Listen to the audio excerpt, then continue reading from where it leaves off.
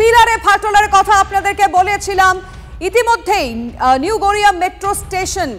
কবি সুভাষ একদম আমরা জানি সর্বশেষ সাউথের দিকে সবথেকে সর্বশেষ মেট্রো স্টেশন তা ব্লু লাইনে বন্ধ করে দেওয়া হয়েছিল গতকাল থেকে আমরা নজর রেখেছিলাম কিন্তু এবার যে নতুন করে খবর আসছে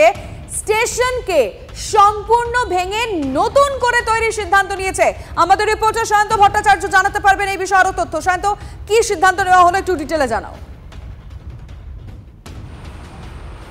দেখো 2010 সালে 4 অক্টোবর মহালয়ের দিন এই কবি সুভাষ মেট্রো স্টেশন সাধারণ মানুষের জন্য খুলে দেওয়া হয়েছিল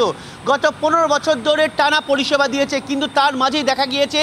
যে ফাটল ধরেছে এবং সেই ফাটলের কারণে গত কয়েকদিন ধরে কবি সুভাষ মেট্রো স্টেশন দিয়ে যাবতীয় যাত্রী পরিষেবা বন্ধ করে দেওয়া হয়েছে এবার কলকাতা মেট্রোর তরফে সিদ্ধান্ত নেওয়া হলো কবি সুভাষ মেট্রো স্টেশনকে সম্পূর্ণ ভেঙে ফেলা হবে অর্থাৎ যেভাবে পিলারে ফাটল ধরেছে যেভাবে মেট্রো প্ল্যাটফর্ম ভয়ঙ্কর আকার অবস্থা নিয়েছে সেই জায়গায় দাঁড়িয়ে কোনোভাবে সেখান থেকে যাত্রী পরিষেবা দেওয়া সম্ভব নয় এবং সেই রিপোর্ট খোদ যারা ইঞ্জিনিয়াররা আছে তারা তদারকি করে খতিয়ে দেখার পর সেই রিপোর্ট জমা দেওয়ার পর